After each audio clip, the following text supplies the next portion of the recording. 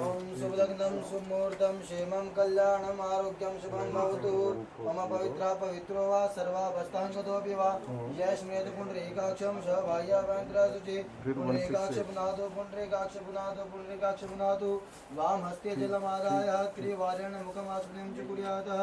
ओम केशवाय नमः स्वाहा, ओम नारायणाय नमः स्वाहा, ओम माधवाय नमः स्वाहा, ओम ऋषिकेशाय नमो नमस्तु प्रक्षाल्यं ओम पवित्रेस्तु वैष्णव्यो सवितृवः रसवोद्भुनां मेचिद्रेण पवित्रेण सूर्यरश्मिभिः दश्यते पवित्रपते पवित्रपूतिस्कामः पुने दच्छगेयम्। ओम चन्द्रमा मनसो जातचक्षुः सूर्यो वजायतः स्तोत्रार्द्वायुष्य प्राणस्य मुखार्धग्निरजायतः। गो दीपदेवरूपस्त्वं कर्म साक्ष्य विघ्नकरत् यावत् कर्म समाप्ति सात् तावत् त्वं दृष्टिरो भव। दीपदेवाय नमो नमः।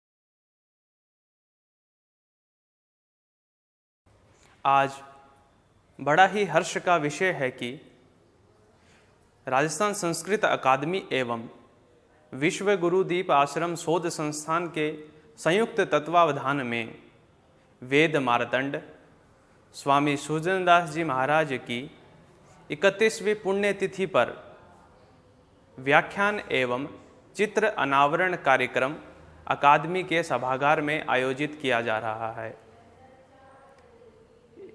आज के कार्यक्रम में हमारे बीच विश्व गुरुदीप आश्रम शोध संस्थान के महामंडलेश्वर स्वामी ज्ञानेश्वरपुरी महाराज जी उपस्थित हैं। मैं स्वामी जी से निवेदन करूंगा कि वे वेद मार्तंड स्वामी सुरजनदास जी के प्रति शब्द सुमन अर्पित करें। ओम ब्रह्मानंदं परमसुखदं केवलं ज्ञानमूर्तिं द्वन्द्वातीतं गगनसदृशं तत्त्वमस्यादिलक्ष्यम् एकं नित्यं विमलमचलं सार्वधी साक्षिभूतं भावातीतं त्रिगुणरहितं सद्गुरुं तं नमामि, सद्गुरुं तं नमामि। आज निर्वाण दिवस है। श्रद्धेय प्रत्यक्ष स्मरणीय स्वामी सुरजनदास जी महाराज की, जो दादू संप्रदाय के थे और उन्होंने संस्कृत जगत में पूरा जीवन समर्पित किया। आज इस उपलक्ष्य में विश्व गुरुदीप आश्रम शोध संस्थान एवं राजस्थान संस्कृत अकादमी द्वारा ये दिवस बन रहा है। एक बहुत बड़ा विद्वान था जो बचपन से संस्कृत की जगत में आ गए और बचपन से उनकी पूरी रुचि लोगों को संस्कृत पहुंचाने के लिए, लोगों को ठीक करने के लिए, आचरण ठीक करने के लिए पूरा जीवन उसमें समर्पित हो गया। आज ऐसा दिवस है जो हम राजस्थान संस्कृत अकादमी में उनका चित्र दीवारों पर लगा दिया, जो दूसरे संस्कृत के मनीषी के बीच में एक बहुत बड़ा काम हुआ। और इस काम के हमारे बीच में आकाशवाणी के डायरेक्टर थे, राज्य संस्कृत अकादमी के निर्देशक जाला साहब, हमारा दादू संप्रदाय से महामंडलेश्वर पुरुषोत्तम जी महाराज और प्रोफेसर रामदेव साहू जी, डॉक्टर सुरेंद्र शर्मा आदि लोग इकट्ठे होकर के हमारा ये कार्यक्रम उत्सव बना दिया। ऐसे लोगों के साथ, बड़े बड़े लोगों के साथ जीवन के बारे में पढ़ना चाहिए और आगे उसका जो उनका विचारधारा था उसको विचारधारा को आगे करते करते अपनी जीवन शैली में डालना चाहिए। इस शब्दों के साथ मैं हमारे महामंडलेश्वर जी से रिक्वेस्ट करता हूँ कि आप कृपया कुछ 2 शब्द श्रद्धांजलि करें। कार्यक्रम के अगले क्रम में हमारे बीच श्री दादू दयाल आश्रम जयपुर के महामंडलेश्वर श्री पुरुषोत्तम दास स्वामी जी उपस्थित हैं। हमारा स्वामी जी से करबद्ध आग्रह है कि वे स्वामी जी के प्रति 2 शब्द कहें। आदरणीय पुरुषोत्तम दास स्वामी जी।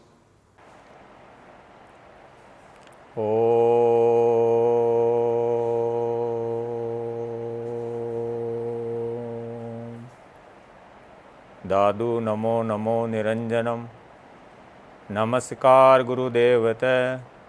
वंदनम सर्वसाधुवा प्रणामं पारंगत। परबरम परापरम सोमम देव निरंजनम। निराकारम निर्मलम तस्ये दादु वंदनम। नमस्कार सुंदर करत निस दिन बारंबार। सदा रहो मम शीस पर सतगुरु चरण तुम्हारे।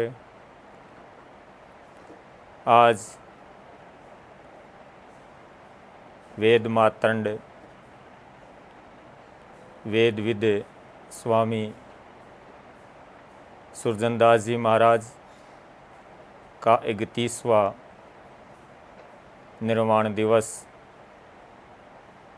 विश्व गुरुदीप शोध संस्थान एवं राजस्थान संस्कृत अकादमी के सानिध्य में मनाया जा रहा है और ये मेरे लिए बड़ी खुशी की बात ये रही कि आज राजस्थान संस्कृत अकादमी के हॉल में स्वामी सुरजनदास जी महाराज के चित्र का अनावरण महामंडलेश्वर श्री स्वामी ज्ञानेश्वरपुरी जी महाराज के सानिध्य में इस चित्र का अनावरण हुआ। इसके लिए स्वामी श्री महामंडलेश्वर ज्ञानेश्वरपुरी जी को बहुत बहुत साधुवाद देता हूँ। और इस कार्यक्रम के मुख्य अतिथि के रूप में आकाशवाणी के निदेशक और राजस्थान संस्कृत अकादमी के डायरेक्टर जाला साहब भी इस कार्यक्रम में उपस्थित हैं और साथ में इस सारे कार्यक्रम को जो संजोया है हमारे डॉक्टर श्री सुरेंद्र जी शर्मा साहब भी इस कार्यक्रम की सारी रूपरेखा इन्होंने तैयार की। इसके लिए भी आपको बहुत बहुत साधुवाद। और हमारे सारस्वत अतिथि के रूप में हमारे बीच में श्री रामदेव जी साहू साहब भी पधारे। इनका भी बहुत बहुत साधुवाद जिन्होंने अपना अमूल्य समय इस निर्वाण दिवस के उपलक्ष्य में यहाँ दिए।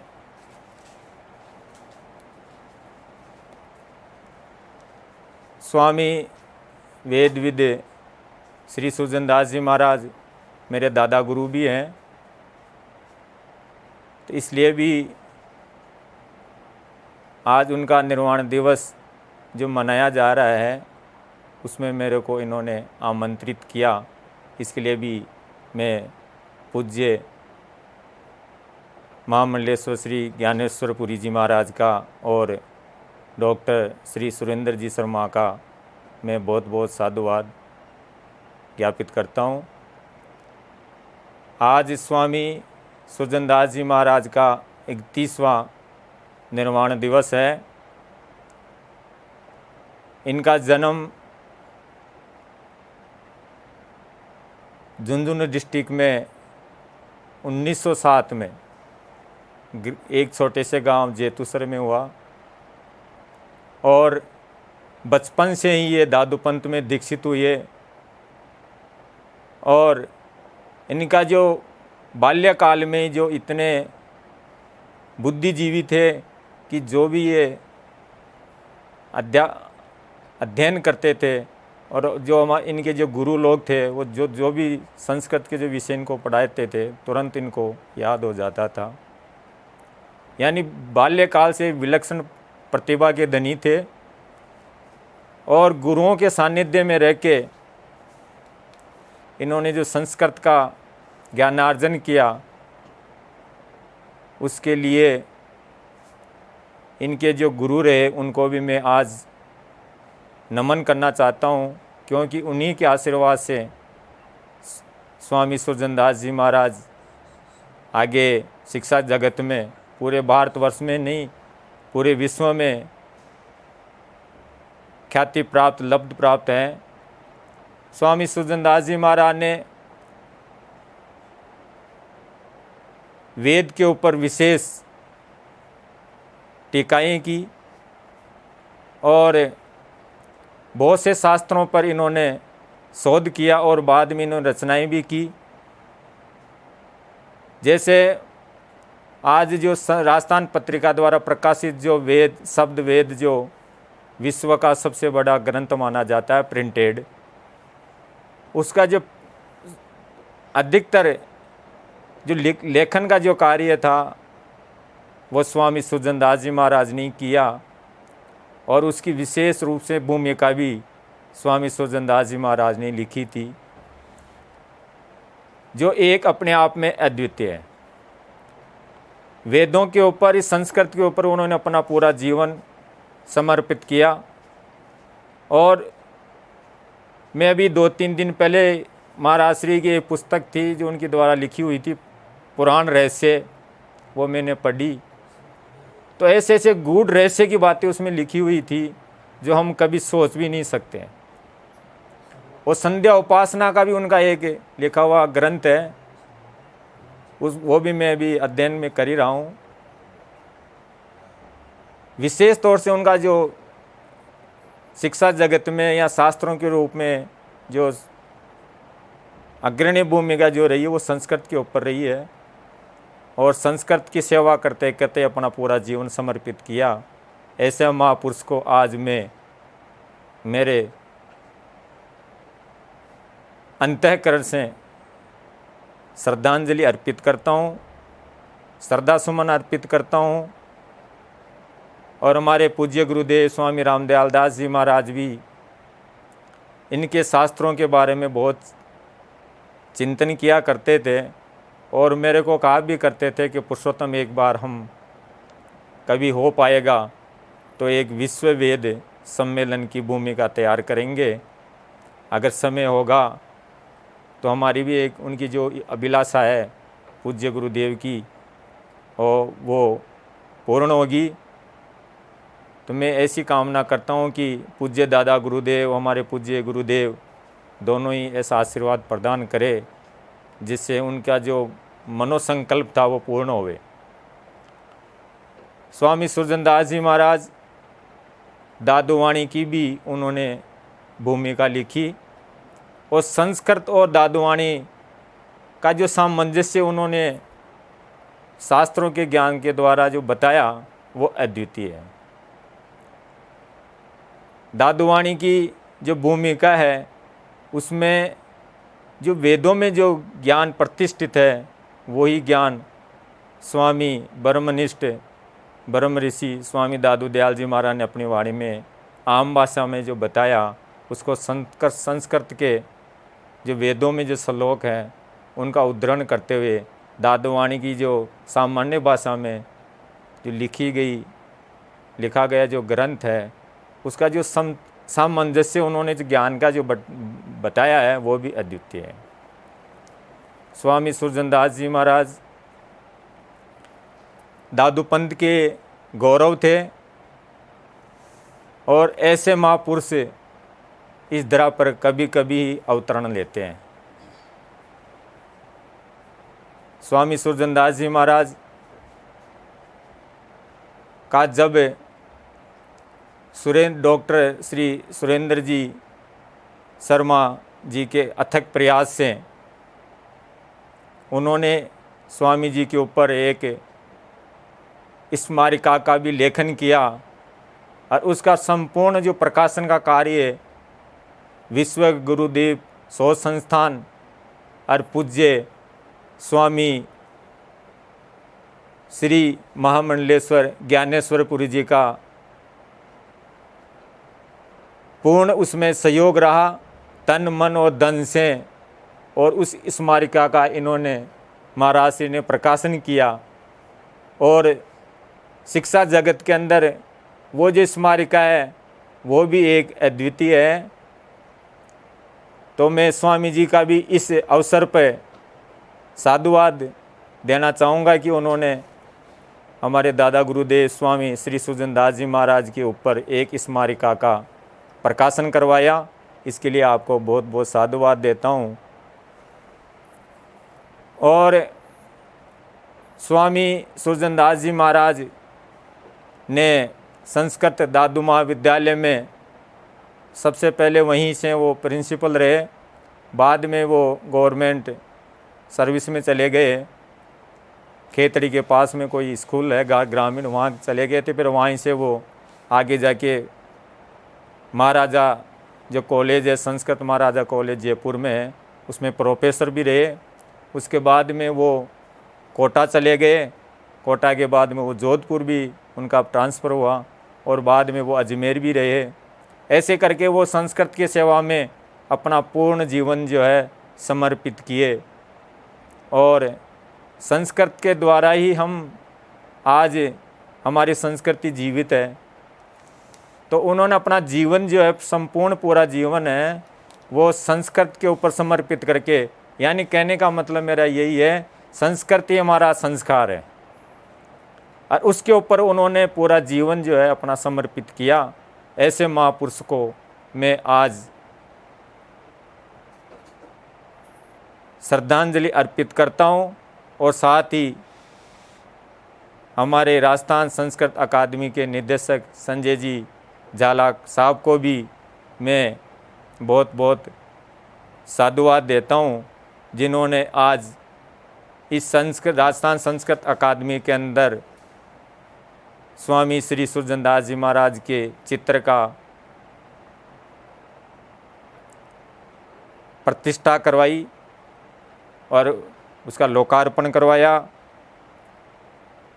तो इसके लिए भी मैं श्री झाला साहब का बहुत बहुत साधुवाद ज्ञापित करता हूँ।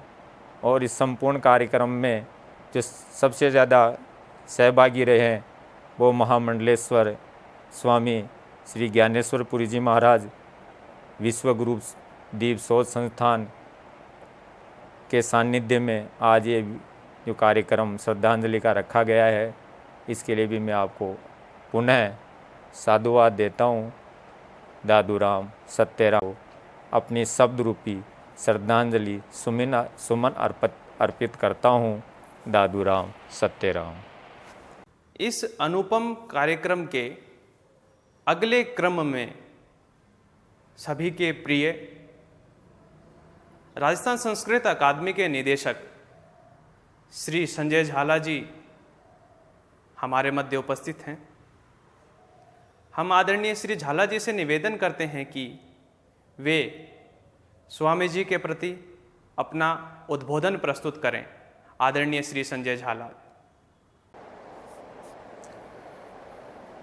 परम पूज्य सुरजनदास स्वामी जी मधुसूदन ओझा जी के परम शिष्यों में से एक थे और उनकी परंपरा के ध्वजवाहक थे। उन्होंने वैदिक संस्कृति के संरक्षण, संवर्धन, प्रोत्साहन और प्रोन्नति के लिए जो महनीय काम किया, उसके लिए ये संस्कृत समुदाय सदैव ऋणी रहेगा। आपने जैसा कि कहा गया है, अक्षर परम ब्रह्म स्वभावोध्याय मुच्यते। शब्द वेद को व्याख्यायित करने वाले जो महनीय मनीषी परम विद्वान हैं, वो कार्य आपने संपादित किया। मैं आज गौरवान्वित हूँ कि आज संस्कृत अकादमी में उनके तस्वीर की प्रतिष्ठा हुई है। ये उनकी तस्वीर की प्रतिष्ठा नहीं है, ये संस्कृत की प्रतिष्ठा है जो प्रतिष्ठापित हुई है। ये वेदों की प्रतिष्ठा है जो आज यहाँ स्थापित हुई है। मैं अपने अंतर्मन से शुभकामनाएं देता हूँ और प्रार्थना करता हूँ कि उनका आशीष सदैव संस्कृत अकादमी और संस्कृत के महनीय लोगों पर बना रहे। बहुत बहुत धन्यवाद। नमस्कार। वेद विज्ञान के मर्मज्ञ, आज के कार्यक्रम के मुख्य वक्ता, विश्व गुरुदीप आश्रम शोध संस्थान के विभागाध्यक्ष प्रोफेसर रामदेव साहू जी हमारे बीच उपस्थित हैं। प्रोफेसर साहू जी का स्वामी जी पर विस्तृत अध्ययन रहा है। इस कड़ी में मैं प्रोफेसर साहू जी को स्वामी जी के प्रति भावाभिव्यक्त करने के लिए मंच पर आमंत्रित करता हूं। ॐ पतंगो वाचं मनसा बिभरति तां गन्धर्वो अवहद्गर्वयन्तस्तां द्योतमानां स्वयं मनीषां ऋतस्य पादे कवयो निपान्ति। गुरुर्ब्रह्मा गुरुर्विष्णुः गुरुर्देवो महेश्वरः गुरुः साक्षात् परं ब्रह्म तस्मै श्रीगुरवे नमः। अज्ञानतिमिरान्धस्य ज्ञानाञ्जनशलाकया चक्षुरुन्मीलितं येन तस्मै श्रीगुरवे नमः।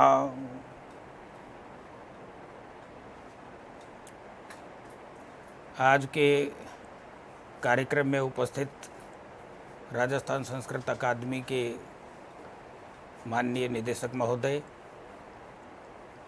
आदरणीय महामंडलेश्वर ज्ञानेश्वर जी महाराज, स्वामी दयाराम जी महाराज, स्वामी पुरुषोत्तम जी महाराज, डॉक्टर सुरेंद्र कुमार शर्मा जी एवं अन्य सभी उपस्थित बंधुओं, आज अत्यंत सौभाग्य है कि हम हमारे परम श्रद्धेय आदरणीय हमारे गुरुओं के गुरु प्रोफेसर सुरजनदास स्वामी जी महाराज की पुण्यतिथि के अवसर पर उनके चित्र का अनावरण कर रहे हैं और आज उनके प्रति अपनी श्रद्धांजलि अर्पित कर रहे हैं। सुरजनदास जी स्वामी एक ऐसे अद्वितीय महापुरुष रहे हैं जिनको युग पुरुष कहना उचित होगा।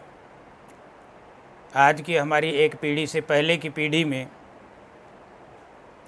जब आप विद्यमान थे, उस समय भारत स्वतंत्र तो हो चुका था, लेकिन उसमें हमारी संस्कृति के विषय में जो चिंतन था, वो चिंतन पाश्चात्यों के यहाँ आगमन के कारण अंग्रेज़ों के शासनकाल से ही काफ़ी धराशायी हो गया था। ऐसे समय में पंडित मधुसूदन ओझा जी महाराज ने वेद विज्ञान की प्रतिष्ठा की थी। आपने वेदों में से विज्ञान को निकाला था और उस पर मौलिक ग्रंथ लिखे थे। लगभग 250 ग्रंथों के आसपास मधुसूदन ओझा जी के लिखे हुए ग्रंथ आज भी विद्यमान हैं और उन ग्रंथों में से करीब 10-15 ग्रंथों का हिंदी में अनुवाद वेद विद्या मार्तंड सुरजनदास जी स्वामी ने किया और आप ही एकमात्र ऐसे व्यक्ति थे जो ओझा जी के उस ज्ञान को समझने में सर्वाधिक समर्थ थे। यही कारण था कि आपके अतिरिक्त किसी अन्य व्यक्ति ने आपके रहते हुए किसी प्रकार का कोई कार्य ओझा जी के ग्रंथों पर करने का साहस नहीं किया, क्योंकि उनमें जितने वैज्ञानिक तथ्य थे वो साधारण विद्वानों की समझ से बाहर की चीज़ थी। इसके बाद आपने ऐसी नींव डाली जिससे वेद विज्ञान का पौधा अंकुरित हुआ। आपके शिष्य प्रशिष्य भी इस वेद विज्ञान के कार्य में लगे। उनमें मेरे अग्रज गणेशीलाल सुथार जी ने भी कुछ कार्य जोधपुर विश्वविद्यालय में, जहाँ पर मधुसूदन ओझा पीठ है, वहाँ पर भी कार्य किया। तो आपके शिष्य आज भी क्या है कि वेद विज्ञान के कार्य में लगे हुए हैं। आपने वेद विज्ञान के क्षेत्र में ही कार्य नहीं किया, आप साहित्य के, व्याकरण के, दर्शन के और अन्य भी कई विषयों के आप ज्ञाता थे। आपकी विद्वत्ता अनुपम थी और जैसा आपका व्यक्तित्व था वो आप में स्पष्ट झलकता था।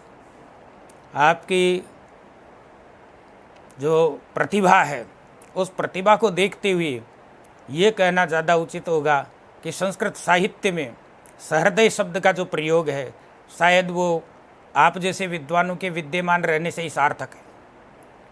इसी प्रकार से व्याकरण में जो शुद्ध्युपास्य है उसकी सार्थकता भी आप जैसे विद्वान के रहते हुए ही है। अन्यथा ऐसे शब्दों की कोई उपयोगिता ही नहीं रह जाएगी यदि संस्कृत के क्षेत्र में या ज्ञान के क्षेत्र में ऐसा विद्वान उत्पन्न नहीं हुआ। लेकिन ये भारत की भूमि धन्य है जिस पर ऐसे व्यक्ति उत्पन्न हुए जिन्होंने अद्वितीय कार्य किए।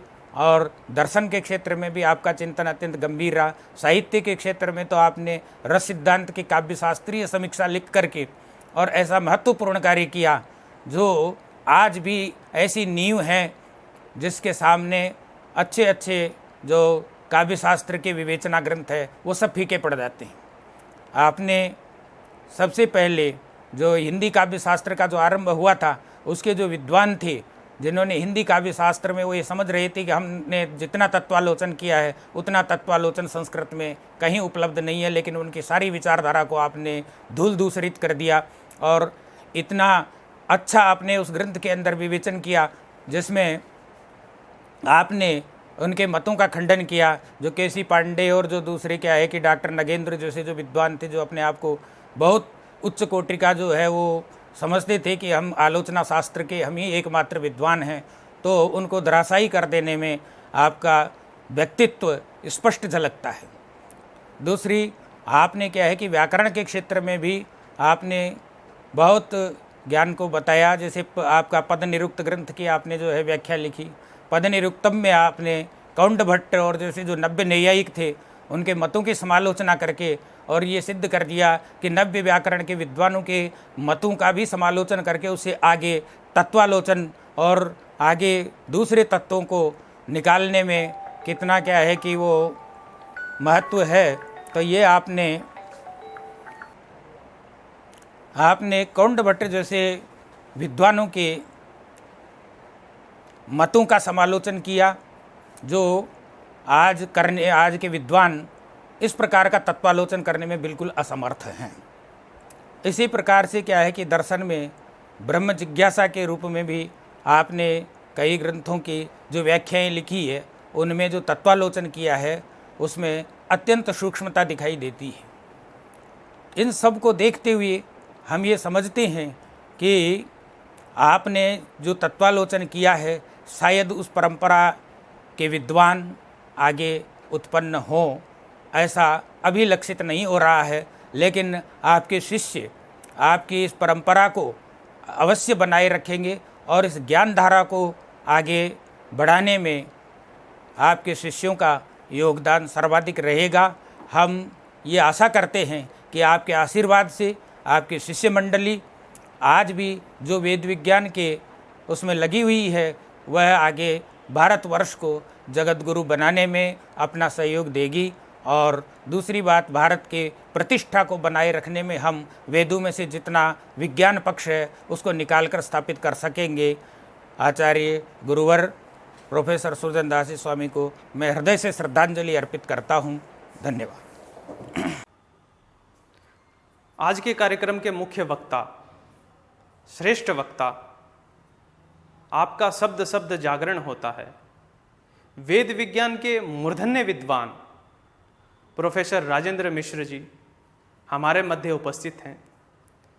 मैं आदरणीय राजेंद्र मिश्र जी से निवेदन करता हूं कि वे स्वामी जी के प्रति अपने विचार हम सभी के मध्य साझा करें। आदरणीय राजेंद्र मिश्र जी।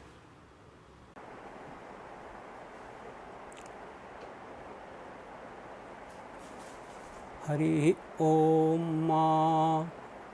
ईशावास्यमिदग्गुं सर्वं यद्भूतं यच्च भाव्यं भूतामृतत्वस्येषानो यदन्नेनातिरोहति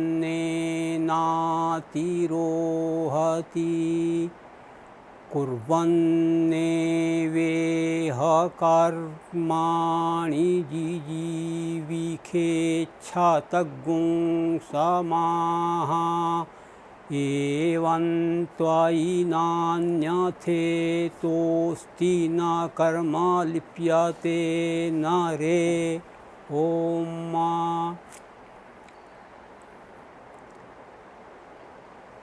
आज के इस पर्व पर हम जिन मनीषी का स्मरण करने जा रहे हैं, उन्होंने अपना जीवन पूरा कर्म में रखा। एक विद्योपासना का कार्य उन्होंने हाथ में लिया। छात्रावस्था से लेकर के और अंतिम अवस्था तक वो उसमें लगे रहे। ये बड़ी बात है। आज इतना समर्पण किसी व्यक्ति में दिखाई नहीं देता। यह चर्चा हो रही है स्वामी श्री सूर्यचंद्र जी के बारे में। मेरा उतना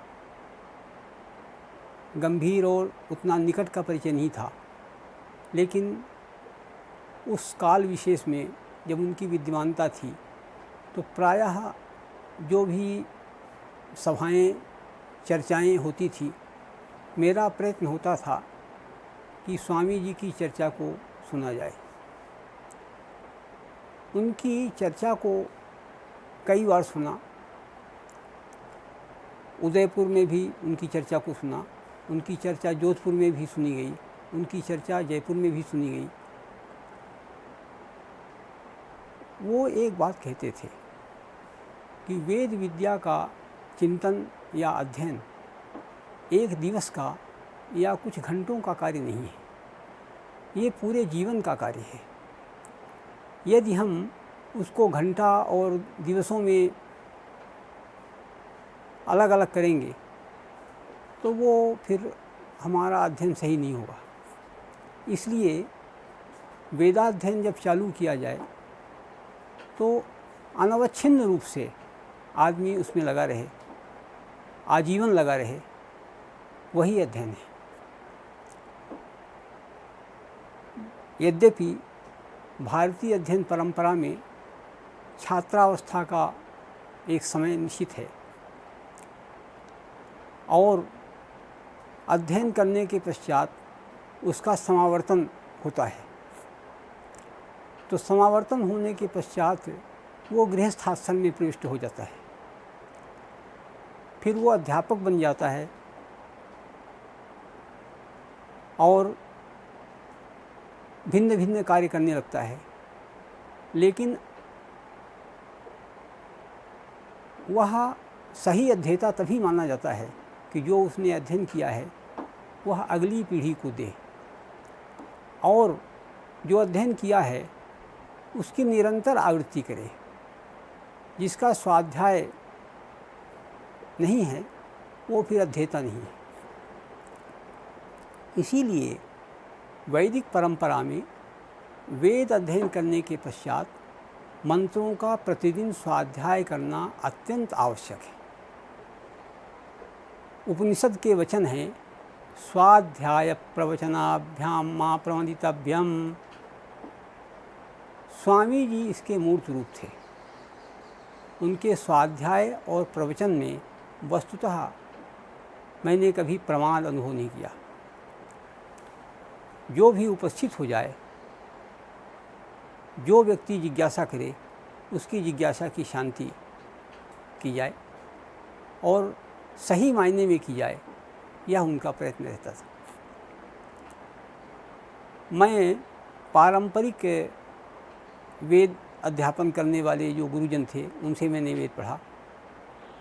मेरे अध्ययन का कार्यक्रम वेद विज्ञान नहीं था। वेद विज्ञान में जो थोड़ा बहुत मैं जान पाया, वह राजस्थान में आने के पश्चात ही जान सका। और उसमें देखा कि इनके यहाँ विरोध तो नहीं है, लेकिन मूल मंत्र के अभ्यास के लिए उतना बल नहीं है। अर्थक ग्रंथ में जो कार्यक्रम हो सकता है, उस पर पूरा प्रयत्न, पूरा श्रम, पूरी दत्तचित्तता उन्होंने लगाई और एक मायने में सही था, क्योंकि वेद विज्ञान की जो परंपरा थी वो नवीन नहीं कही जा सकती, पुरातन है। उसको प्रस्तुति करने का जो कार्य था वह जरूर नवीन कहा जा सकता है। पंडित मधुसूदन ओझा जो वेद विज्ञान के प्रवर्तक माने जाते हैं, कुछ लोग उनसे भी ये प्रश्न करते थे कि ये वेद विज्ञान आपने चालू किया। तो उन्होंने कहा कि मैंने चालू नहीं किया, ये तो जो वेद में लिखा हुआ है उसी को मैंने प्रसारित किया है, मेरा अपना कुछ नहीं है। समझने की बात है। तो यदि वो उपदेश में कहते थे आहर आह संध्याम उपासीत, तो ये उनका वचन थोड़ी है, ये तो वैदिक परंपरा में अत्यंत प्रसिद्ध है। संध्या वंदन करना चाहिए।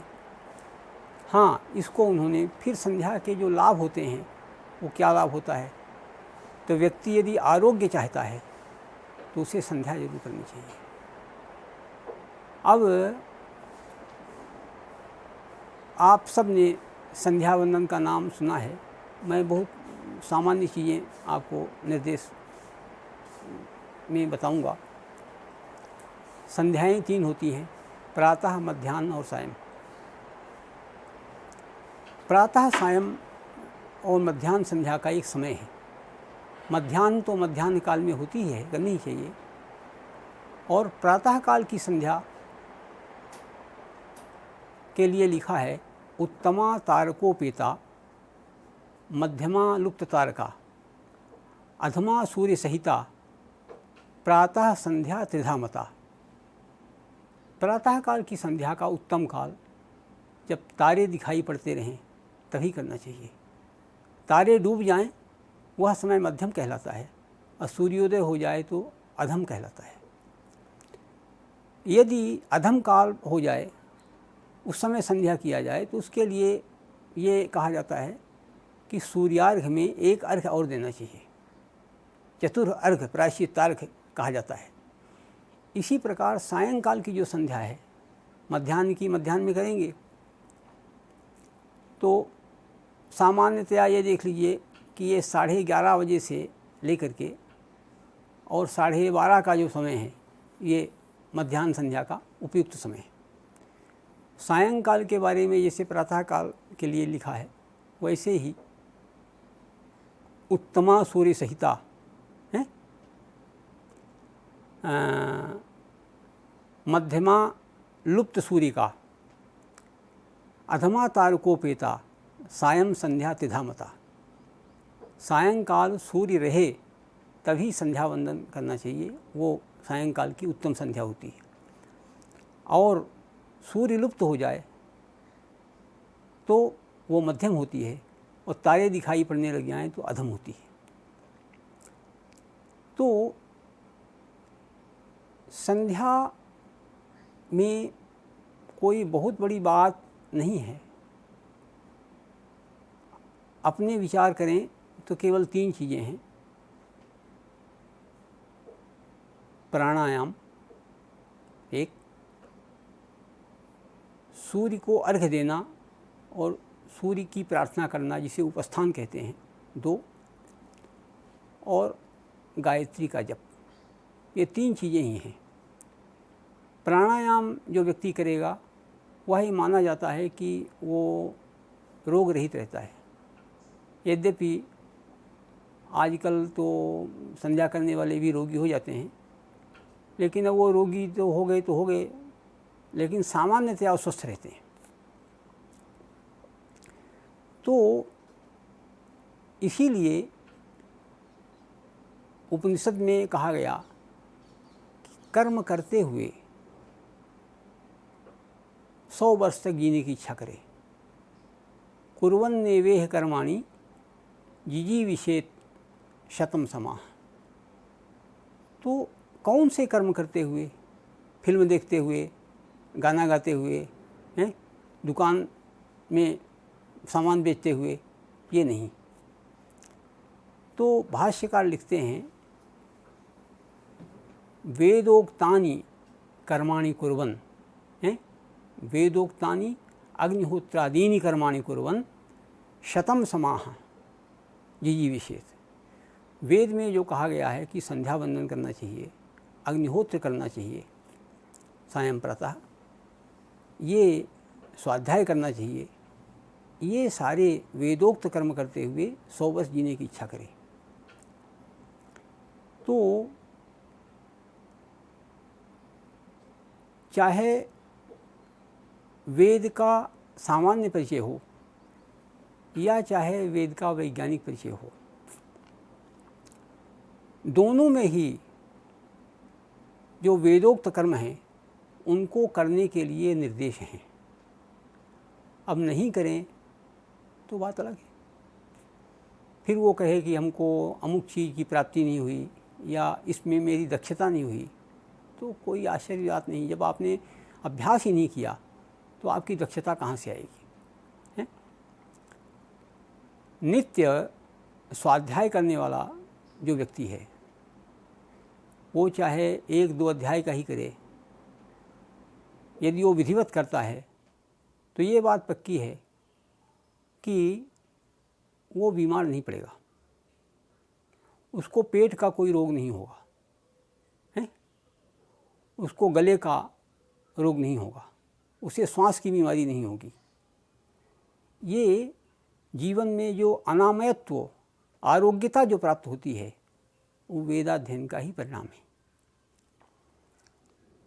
तो वेदाध्ययन करना और उससे जो सामान्य कर्म हैं वो करना और उसके अंतर्गत जो विशिष्टार्थ निकला उसका जो वैज्ञानिक पक्ष है उसको लोगों को समझाना, ये जो कार्य है पंडित मधुसूदन ओझा ने किया। यद्यपि ये कहा जाता है कि उनके जो गुरुजी थे महामहोपाध्याय शिव कुमार शास्त्री, उन्होंने सूत्रात्मक रूप से उनको ये सब पढ़ाया था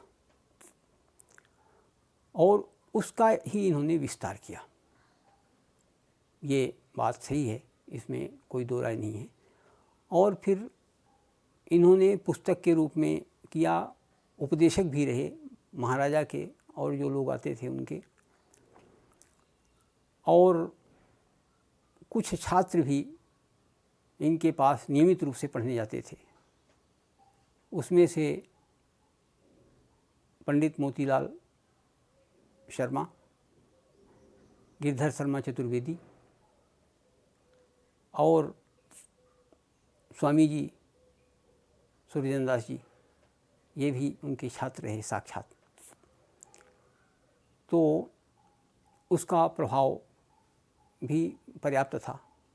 ये जब तक रहे तो अपनी बात किसी विषय में व्यक्त करते निर्भ्रांत रूप से करते थे,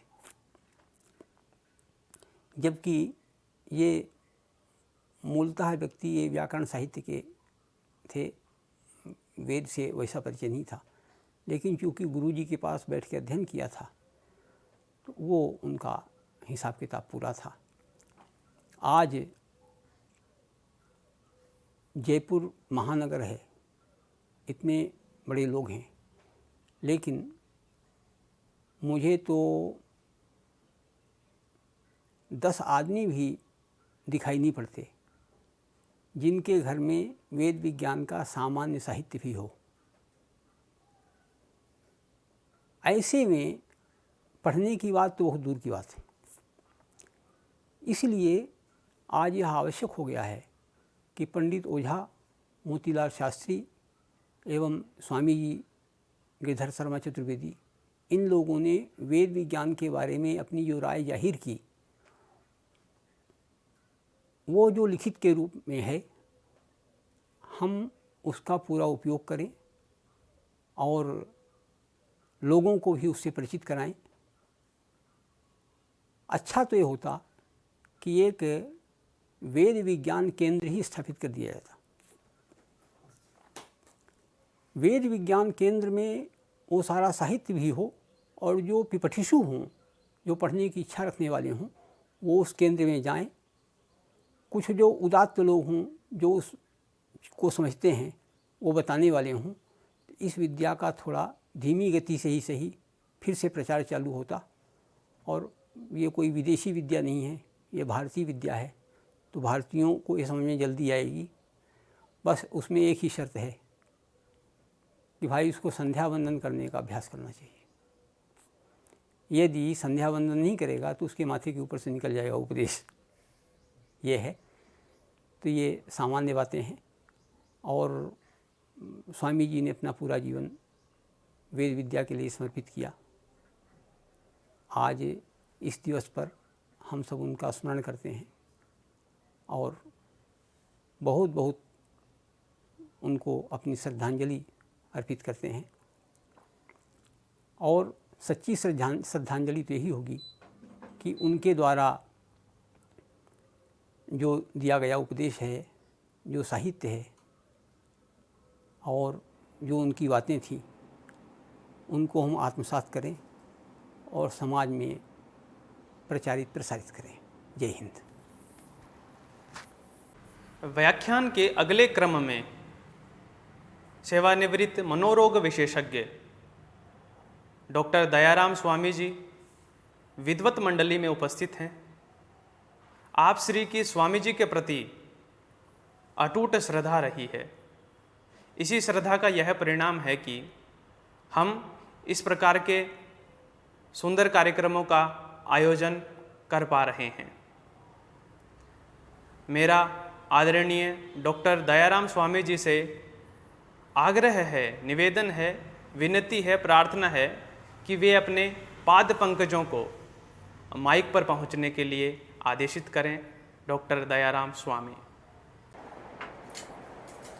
सत्यराम। दादू नमो नमो निरंजनम। नमस्कार गुरुदेवतः। वंदनम सर्वसाधुभा प्रणामम पारंगतः। परब्रह्म परात्परम सोमम देव निरंजनम निराकारम निर्मलम तस्य दादू वंदन। गुरुर्ब्रह्मा गुरुर्विष्णु गुरुर्देव महेश्वर गुरु साक्षात परब्रह्म तस्मै श्री गुरुवे नमः। आज हम 4 अगस्त को स्वर्गीय वेद विद्वान महामनीषी पंडित सुरजनदास जी महाराज की 31वीं पुण्यतिथि मना रहे हैं। आज ही के इस अवसर पर संस्कृत अकादमी, राजस्थान संस्कृत अकादमी में महाराज के चित्र का लोकार्पण किया गया और महाराज का जो चित्र है अकादमी में लगाया गया। ये हम सब लोगों के लिए बहुत ही हर्ष का विषय है। ऐसे महापुरुष को, ऐसे महामनीषी को इस प्रकार से समाज के द्वारा, राजस्थान संस्कृत अकादमी के द्वारा सम्मान दिया जाना अति आवश्यक है और अति उत्तम एवं सराहनीय कार्य है। मैं महाराज के श्री चरणों में नमन करता हूँ, उनको सादर श्रद्धांजलि अर्पित करता हूँ। ऐसे युग पुरुष, ऐसे महापुरुष इस संसार में यदा कदा ही जन्म लेते हैं, जिन्होंने भारतीय संस्कृति, वेद विज्ञान, संस्कृत एवं दादू पंथ का नाम रोशन किया और समाज में ऐसे महापुरुष जो अपनी छाप, अमिट छाप छोड़ जाते हैं, जो अपने क्रियाकलापों के द्वारा जो समाज को देन देते हैं, वो ऐसी देन हमारे लिए एक निधि के रूप में है। ऐसे महामना का मैं पुनः स्मरण करते हुए उनके चरणों में सादर श्रद्धांजलि अर्पित करता हूँ। सत्यराम। आज के कार्यक्रम के संयोजक, निष्ठावान, कथनी करनी के अभेदी पूर्व प्राचार्य श्री दादू आचार्य संस्कृत महाविद्यालय के डॉक्टर सुरेंद्र कुमार शर्मा जी हमारे मध्य उपस्थित हैं। आप श्री के द्वारा वेद मार्तंड स्वामी सूरजनदास जी स्मारिका का संपादन कार्य हुआ है, जिसका संपादक प्रकाशक विश्व गुरु दीप आश्रम शोध संस्थान रहा है। आप श्री के द्वारा इस कार्यक्रम की कल्पना को मूर्त रूप दिया गया। मैं आप श्री से निवेदन करता हूं कि स्वामी जी के वैदुष्य के प्रति आप हमें मार्गदर्शित करें, आप ही हमारी ज्ञान उन्नति का कारण बने। डॉक्टर सुरेंद्र कुमार शर्मा जी। ओम श्री गुरुवे नमः। परम सौभाग्य का विषय है कि आज विश्व गुरु दीप आश्रम शोध संस्थान द्वारा राजस्थान संस्कृत अकादमी में 31वीं श्रद्धांजलि के अवसर पर वेद विद्या मार्तंड प्रोफेसर स्वामी श्री सुरजनदास जी महाराज का श्रद्धांजलि स्वरूप व्याख्यान और चित्र अनावरण का कार्य हुआ। आज दोपहर 12:15 बजे इस कार्यक्रम को संपन्न किया गया है और इसी कार्यक्रम के बारे में मैं आपको 2 बातें बताना चाहूँगा। वो बातें ये होगी कि राजस्थान संस्कृत अकादमी में स्वामी जी के चित्र का महत्व क्या है, स्वामी जी की प्रतिष्ठा कितनी है, ये पूरा देश जानता है, उनके शिष्य जानते हैं, वेद विज्ञान के जो अध्येता हैं वो जानते हैं। पर स्वामी जी की मुख्य रूप से आवश्यकता राजस्थान संस्कृत अकादमी में उनके चित्र की जो महत्ता है, केवल मैं उसी बात के ऊपर प्रकाश डालूँगा। आज चित्र का जो मुख्य अतिथि के रूप में सौजन्य जो प्राप्त रहा, वो महामंडलेश्वर स्वामी ज्ञानेश्वर जी महाराज के द्वारा उनके चित्र का अनावरण हुआ। उसमें मुख्य अतिथि के रूप में हमारे श्री रामकरण जी मीणा साहब, जो दूरदर्शन के निदेशक हैं, उपस्थित रहे। उसी में चित्र में जो सौजन्य सारस्वत अतिथि के रूप में महामंडलेश्वर स्वामी पुरुषोत्तम दास जी महाराज, वो भी यहाँ पर पधारे। डॉक्टर दयाराम जी, वो भी यहाँ पर पधारे। और राजस्थान संस्कृत अकादमी के निदेशक डॉक्टर संजय झाला साहब, आपने हमें तत्काल अनुमति प्रदान करके और इस कार्य को आज इस पुण्य अवसर पर जो यहाँ पर संपन्न करवाया, मैं उसके लिए आपका बहुत बहुत आभार प्रकट करता हूँ। इस कार्य में प्रत्यक्ष रूप से हमारे साथ उपस्थित तो नहीं हैं, परंतु जिन लोगों की सद्भावनाएं, श्रद्धा लगातार मुझे प्रेरित करती रही, मैं आज उनके नाम का भी स्मरण यहाँ पर करूँगा कि उनके जो शिष्य मूर्धन विद्वान हुए और पूरे देश में जगह जगह पर उन्होंने स्वामी जी के उस वैदिष्य को आलोकित किया, मैं उन सब को प्रणाम करते हुए और आपका भी यहाँ पर स्मरण कर रहा हूँ।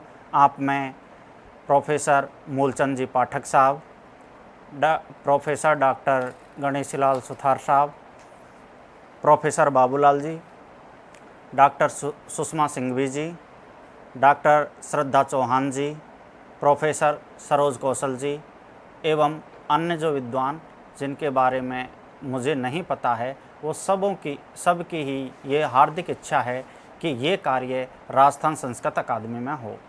राजस्थान संस्कृत अकादमी की स्थापना 1980 में हुई और उस वक्त बहुत ज़्यादा आवश्यकता थी कि साहित्य के सृजन का कोई एक कार्य जो राजस्थान में हो, और उस साहित्य सृजन के कार्य के लिए यहाँ प्रोफेसर मंडन मिश्र जी, जिन्होंने राष्ट्रीय संस्कृत संस्थान की स्थापना करवाई, उनसे आग्रह किया गया कि आप राजस्थान के हैं और राजस्थान में संस्कृत अकादमी की ज़रूर से स्थापना होनी चाहिए, जिससे ये विद्वान अपना साहित्य सृजन का कार्य यहाँ से कर सकें।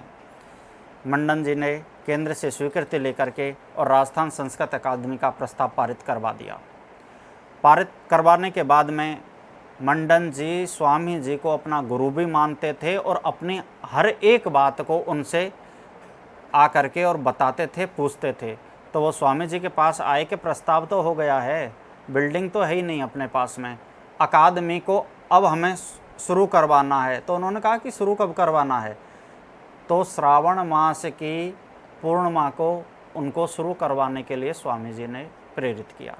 तो उन्होंने कहा कि स्वामी जी 15-20 दिन के अल्पकाल में हम इसको कहाँ कैसे वो करेंगे? तो उन्होंने कहा कि मेरा मकान है, ये किस काम का है? संस्कृत के लिए है। तो स्वामी जी ने अपने मकान में सबसे पहले राजस्थान संस्कृत अकादमी की शुरुआत की थी। तो सबसे महत्वपूर्ण बात यह है कि अकादमी का बचपन स्वामी जी के आंगन में पला बढ़ा है और लगातार स्वामी जी अकादमी से जुड़े रहे। और जब उनका अंतिम समय आया, महाप्रस्थान की तरफ जब स्वामी जी जाने लगे, तब भी छंद समीक्षा को वो लिख रहे हैं। आज भी आप छंद समीक्षा को उठा के देखेंगे, उसका प्रकाशन स्वामी जी के जाने के बाद हुआ है। अंतिम समय में स्वामी जी ने अपना पूरा कार्य, जो पंडित मधुसूदन ओझा जी की छंद समीक्षा थी, उसका संपादन कार्य हिंदी अनुवाद सहित पूरा लिख करके और रख दिया और स्वामी जी अपने महाप्राणायाम के लिए निकल गए हैं। तो स्वामी जी ने अकादमी का जो पोषण किया और जो आज स्वरूप हमारे सामने राजस्थान संस्कृत अकादमी का है, उसमें स्वामी जी महाराज का बहुत महनीय योगदान है। आज बहुत ही शुभ अवसर है कि स्वामी जी को 31वीं श्रद्धांजलि के उपलक्ष्य में आज स्वामी जी के चित्र की यहाँ पर स्थापना हुई है। इसके लिए मैं आप सभी का धन्यवाद देता हूँ और प्रणाम करता हूँ। नमस्कार। आज के कार्यक्रम में पधारे हुए महामंडलेश्वर स्वामी ज्ञानेश्वरपुरी जी महाराज, आकाशवाणी के निदेशक श्री रामकरण मीना जी, श्री दादू दयाल आश्रम के महामंडलेश्वर श्री पुरुषोत्तम दास स्वामी जी, राजस्थान संस्कृत अकादमी के निदेशक श्री संजय झाला जी, वरिष्ठ मनोरोग विशेषज्ञ डॉक्टर दयाराम स्वामी जी,